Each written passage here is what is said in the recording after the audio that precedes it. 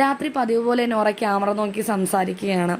അർജുനെ കൺഗ്രാജുലേറ്റ് ചെയ്യുന്നുണ്ട്. വളരെ നന്നായി തന്നെ അർജുൻ ചെയ്തു, എനിക്ക് ഒരുപാട് ഇഷ്ടമായെന്നൊക്കെ. പക്ഷെ എന്നാലും മനസ്സിലൊരു വേദന വെച്ചുകൊണ്ടാണ് നോറ അതൊക്കെ പറഞ്ഞത്. എപ്പോഴും മോർണിംഗ് ആക്ടിവിറ്റിയിലും അതുപോലെ ലിവിങ് റൂമിൽ ഇരിക്കുമ്പോഴും ഒക്കെ മാത്രമേ ബിഗ് ബോസിനോട് നോറ സംസാരിക്കാറുള്ളൂ. അല്ലാതെ കൂടുതൽ സമയം ഈ ക്യാമറ നോക്കി തന്നെയാണ് സന്തോഷം വന്നാലും സങ്കടം വന്നാലും സംസാരിക്കുന്നത്. അതൊക്കെ അർജുൻ എടുത്ത് കാണിക്കുകയും ചെയ്തു. ക്യാമറ നോക്കി സംസാരിക്കുന്ന കാര്യങ്ങളൊക്കെ അർജുൻ അഭിനയിച്ച് കാണിക്കുകയും ചെയ്തു. അതിനിടയിൽ നോറ ക്യാമറ നോക്കി ചോദിക്കുന്നുണ്ട്, ബിഗ് ബോസേ, ഇവിടെ എല്ലാവരും പറയുന്നു ഇവിടെ സ്ത്രീകൾ കുറവായതുകൊണ്ടാണ് എന്നെ തിരിച്ചു കൊണ്ടുവന്നതെന്ന്. ആണോ? അതുപോലെയാണോ? ബിഗ് ബോസ് എപ്പോഴും പറയില്ലേ പ്രേക്ഷകരുടെ വിധി പ്രകാരമാണ് ഒരാൾ എവിക്റ്റ് ആകുന്നതും ഇവിടെ നിലനിൽക്കുന്നതും എന്ന്. അപ്പോൾ പ്രേക്ഷകരുടെ എന്താണ് തീരുമാനം?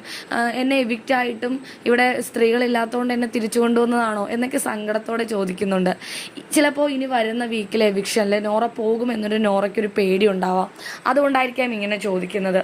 അതുപോലെ നോറ പറയുന്നുണ്ട്, ഞാനിവിടെ ഒരു തെറ്റും ചെയ്തില്ലെങ്കിലും എല്ലാവരും എന്നെ എന്താ ഇങ്ങനെയൊക്കെ പറയുന്നതെന്ന് എനിക്കറിയില്ല. എൻ്റെ കാലൊക്കെ ഒരുപാട് പൊട്ടി നാശമായിരിക്കുകയാണ്.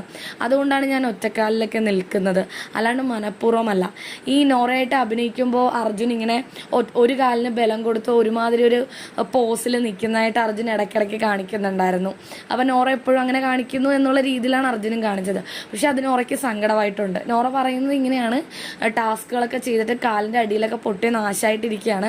അതുകൊണ്ടാണ് മറ്റേ കാലിന് ബലം കൊടുത്തിട്ട് ഒരു കാലിങ്ങനെ കുറച്ച് ഫ്രീ ആക്കി വെച്ചിരിക്കുന്നതെന്ന്. അങ്ങനെ തൻ്റെ സങ്കടങ്ങളെല്ലാം ക്യാമറയുടെ മുന്നിൽ നോക്കി പറയാണ് നോറ.